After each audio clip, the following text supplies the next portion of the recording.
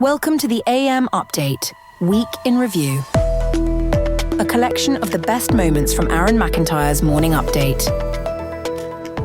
New York Times wrote about Democrats' plans to reach white young men, or just young men in general.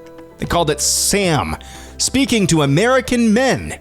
Promises this program, they've invested $20 million into this program, promises to study the language, the syntax of young men, see what makes things go viral in their world, and suggests buying advertisements in places like video games and sporting events and elsewhere. There's also a memo attached with this $20 million plan to study this strange creature called the young man, in which it states that they have to drop the tone of moralizing. And then there's this. This is Joel Payne. He's a Democratic strategist. Here's what he said on MSNBC just a little bit ago, a couple of days ago, regarding what the Democrats need to do, kind of reacting to that story. I'll say, we're really talking about young men, right? Young men who Democrats have not figured out a consistent pitch for how to get in front of. And I think it starts with authenticity. So there is Joel Payne.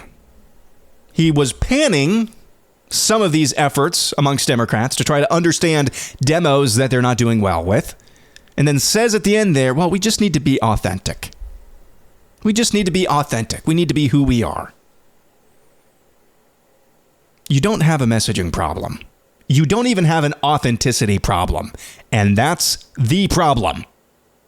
The fact that you don't have a messaging problem and the fact that you are authentic, except during election season when you just straight up lie about who you are, that is the problem in and of itself.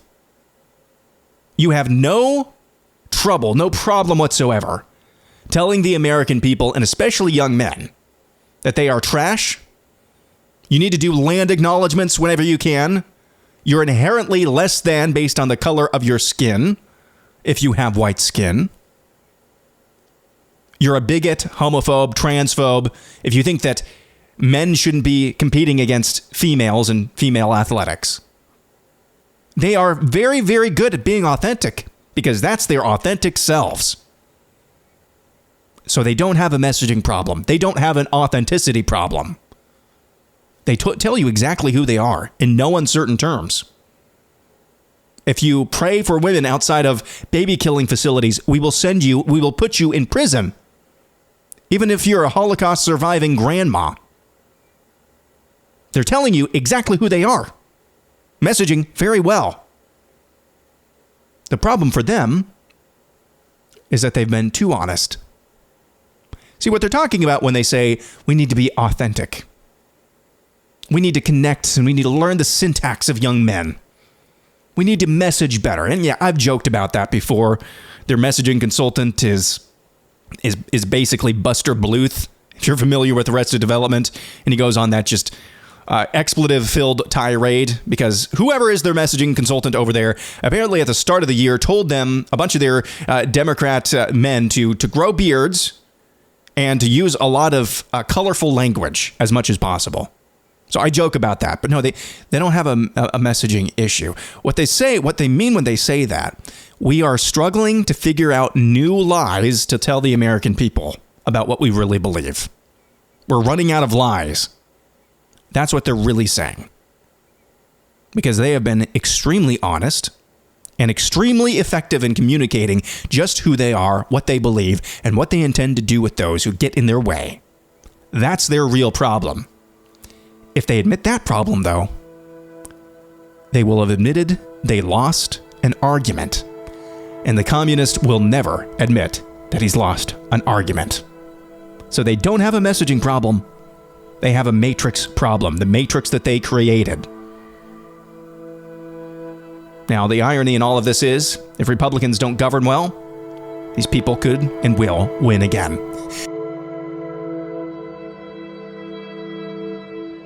You're listening to the AM Update, Week in Review. Follow on X and Instagram @RealAMUpdate.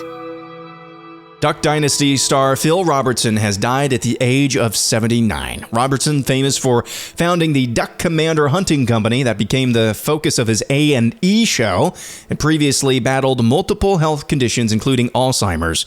The TV personality's daughter-in-law, Corey Robertson, announced his death in an Instagram post on Sunday night. Phil Robertson seems to be the rare man who in public life finished well, at least from what I know and can see from the outside looking in. And he never missed an opportunity to share the gospel. He did it so many times in interviews and speaking engagements and out-and-out sermons like this one. Repent, turn to God, believe the gospel, obey it.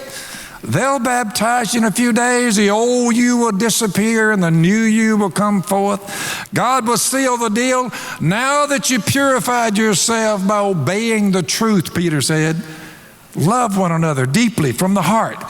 For you've been born again. I told you the first birth gets you here.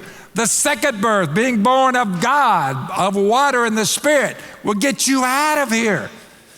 One thing's for sure, you're not getting out of here alive. You have no chance if you keep getting high, getting drunk, and walling around and filth coming out of your mouth. You'll probably die an early death. You say, I have no shot to get out of here alive. None. I'm saying, how could they have dreamed this story up? Jesus is at the right hand of the Father, constantly cleansing us from any sin. He's given us imperishable seed implanted that marks you for the resurrection. I pray that you respond to that if you haven't. Father, we love you. We got one shot from my vantage to get out of here alive. It's putting our faith in the death of your son on a cross back there 2,000 years ago. And 3 days later, raising him from the dead, guaranteeing ours. Father, you have told us plainly, as in Adam, all die. There's Phil Robertson in a message to some young people. You heard him invoke his own story there when he said, who could have dreamed up a story like this? And his own testimony is incredibly powerful. And his life, his work is a simple yet profound illustration of the simple children's song, This Little Light of Mine. Because Phil Robertson, whether he was just with his family, whether he was building his business, which became the focal point of a massively successful cable show, reality show, or the Life Post show, he never missed an opportunity to share the light that was within him, and became a rare example, and it seems like in the modern world, of a man finishing his race well. Phil Robertson, dead at the age of 79.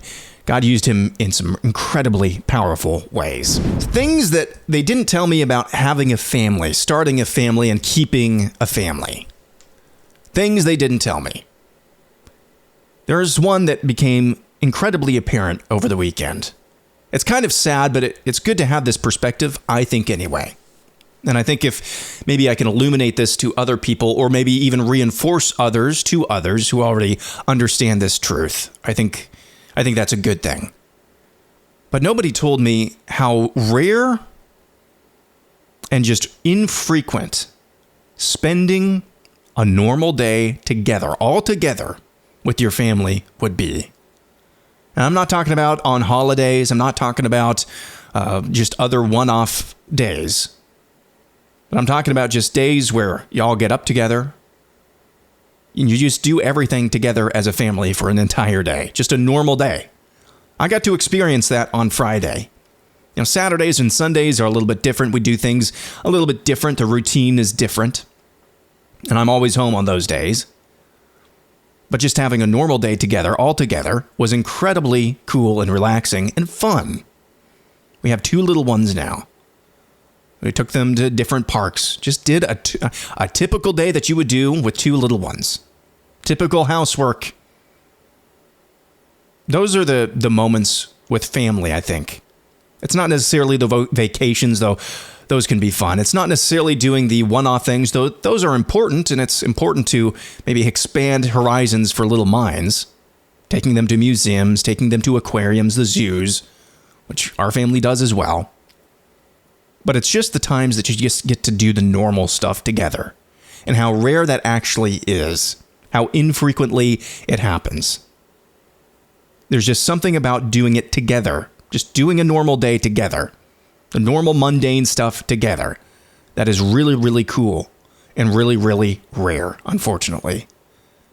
So don't discount the mundane when you get to do it with your family, if you have one. Those are the times where I think the bonds form the strongest.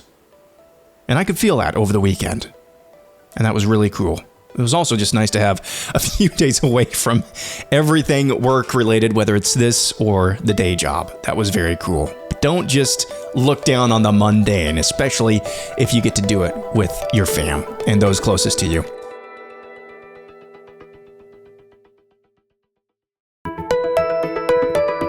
Mike Rowe joined News Nation and Chris Cuomo to discuss Harvard, the Ivy League, and just what it would take to encourage more students and workers to pursue the trades.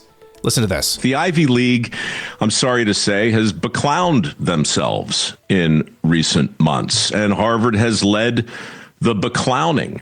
Part of what I love about the president's post is the fact that it's going to force conversations like this one. And a lot of taxpayers, Chris, for the first time, are going to realize that the Harvard Corporation is sitting on a $54 billion endowment. Their president is currently screaming that this post and the idea that they could lose their tax-exempt status and some of these grants and tax money, the idea that that could happen are, in his words, unconstitutional. Now, I'm not a constitutional lawyer, but I think he's mistaken. And I think that the optics here are terrible. And the first shoe to drop is going to be a gobsmacking realization on the part of a lot of regular Americans that this university is already sitting on $54 billion.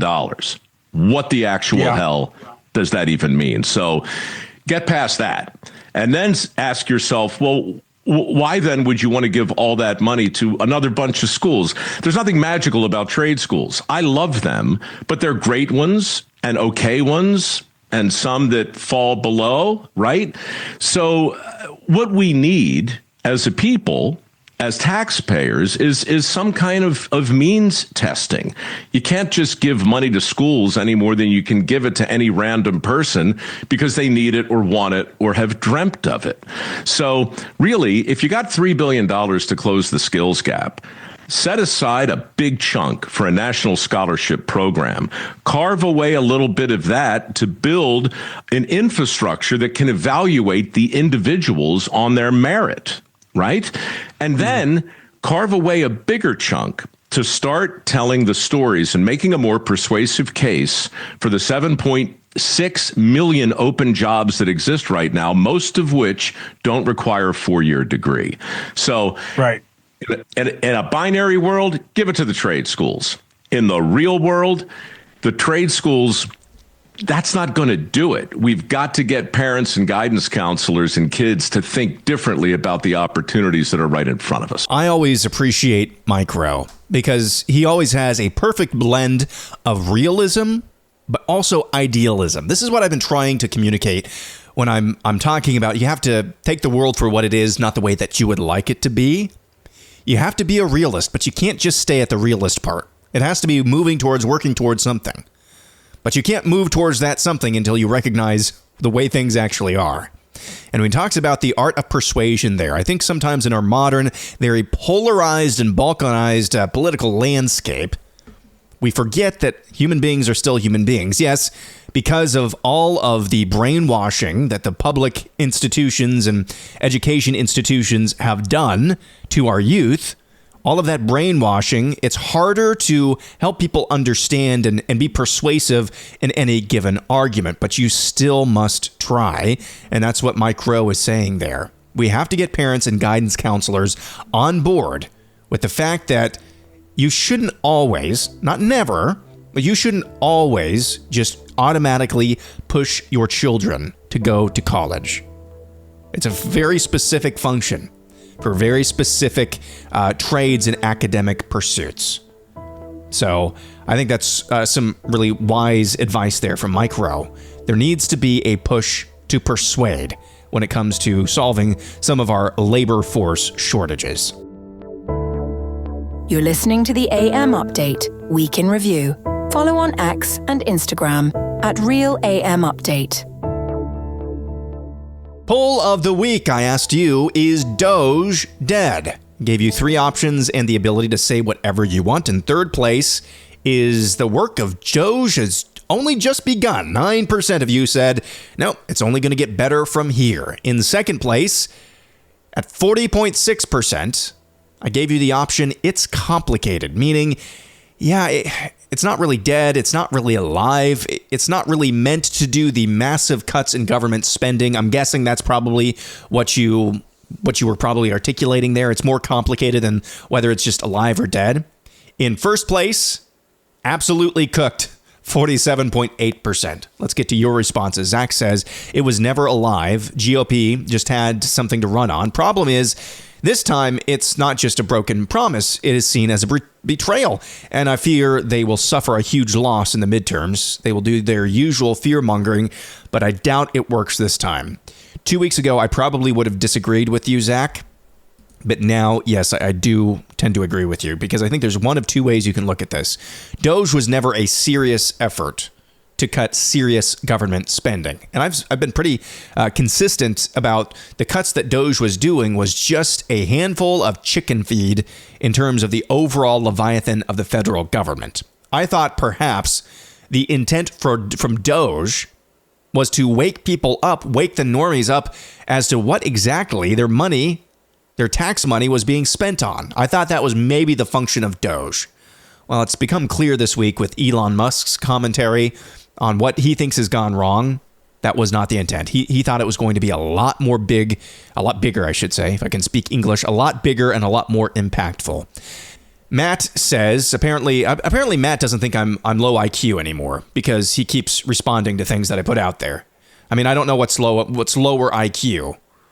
Calling somebody low IQ and then trying to get on their podcast or just ignoring them, but whatever. It was always a shell game to get stupid Trump voters to think something was being done about bloated spending. I knew it would amount to nothing. Well, aren't you just so special, Matt? Man, do your pastors, do your elders, I think maybe you are a deacon or elder at your church, do they know how you behave on social media, Matt? I think you're a guy who could probably use some accountability in that area. Matt Wells, thank you. Jim says, as long as Republicans are needed to codify Doge cuts into law, the entire program is toast. We may see similar offices pop up in red states, but federally Doge was always dead on arrival. Again, that's kind of where I'm landing now on Doge. If it was just kind of a ploy to get headlines in order to start the process of persuading the American people that the fiscal path we're on is unsustainable because of stupid things like this, just kind of the camel's nose under the tent of starting that conversation, of starting that persuasion, then you could say that Doge was, at least to begin with, a success. But Elon Musk certainly doesn't see it that way, I don't think. Priva says, I just thought this morning Elon was used to win the election. I hope I'm wrong. Well, I can't. That's what it looks like. It's not even June. That's what it looks like. So I can't fault you for coming to that conclusion. The richest man in the world was just used and pretty much abused by the Republican Party. They firebombed his dealerships. Under constant threats he was. And he's demoralized after 5 months on the job. Dave says it was always a farce. Jay Breezy says cooked. GOP doesn't want the cuts as much as the Democrats. It's almost like a singular party, a oneness party, a uniparty. River City Ray says from its inception it was cooked. Mind Your Own Business says it was never alive. John says This is what deflated Musk's enthusiasm on political spending. To put in all this effort, then see Trump's big, beautiful bill add back so much spending, total letdown, total disrespect to him, his time, and efforts. Again, the big, beautiful bill, I think it's more complicated than that. Is this truly an effort to start the process of cutting actual, real spending? Or is it just kind of more of the same? The people in Ron Johnson and now Rick Scott's camp, they seem to think it's just more of the same. The people in Stephen Miller and Russ Vought, and yes, they work for the White House, so this is their job to say things like this, but they're also not schmucks. They tend to think that this actually does cut, and cut in meaningful ways. Craig says, other than being an extension of the president's bully pulpit, which was very important, it had no power to actually do anything. It shed some light on the roaches, but that was about it.